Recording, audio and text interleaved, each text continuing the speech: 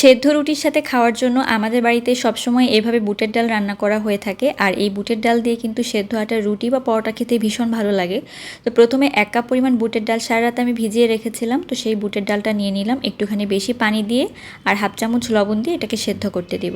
তো প্রায় 4-5টার মতো সিটি দিলেই কিন্তু একদম ভালো করে সেদ্ধ হয়ে যাবে। তো এরকম অবস্থায় নামিয়ে নিয়ে তারপর কিন্তু একটা কড়াইয়ের মধ্যে দিয়ে দিচ্ছি আমি দারুচিনি, এলাচ, তার সাথে 2টা লবঙ্গ আর একটা তেজপাতা। তো এগুলোকেও এখন ভালোভাবে একটু ভেজে নিয়ে তারপর হাফ কাপ পরিমাণ পেঁয়াজ কুচি দিয়ে দিচ্ছি। পেঁয়াজ কুচি কিন্তু একটু নরম হয়ে আসলে তারপর দিয়ে দেবো 1 চামচ পরিমাণে আদা রসুন বাটা।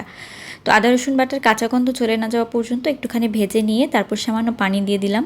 হাফ চামচের মতো জিরার গুঁড়া, হাফ চামচ ধনিয়ার গুঁড়া, হাফ চামচ হলুদের গুঁড়া আর লবণ দিয়ে দিলাম হাফ চামচের মতো। তো এগুলোকে ভালোভাবে একটু নেড়েচেড়ে কষিয়ে নিতে হবে। আর কষানো হয়ে গেলে এখানে সেদ্ধ করে রাখা যে বুটের ডালটা ছিল সেটাকে দিয়ে দিচ্ছি। এখন এই মশলার সাথে এটাকে কিছুক্ষণের জন্য একটু রান্না করে নিতে হবে, ওই 10 মিনিটের মতো রান্না করে নিলেই হবে।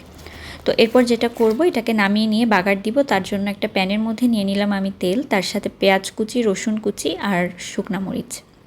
তো একদম ব্রাউন করে ভেজে নিয়েছি। এখন এই রান্না করে রাখা বুটের ডালের উপরে দিয়ে দিচ্ছি।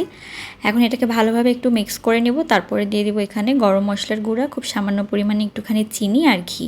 তো এগুলো দিয়ে একটু নেড়েচেড়ে মিশিয়ে নিয়ে নামিয়ে নিব। ব্যাস তৈরি হয়ে গেল সুস্বাদু বুটের ডাল। এভাবে কিন্তু রান্না করে দেখতে পারেন।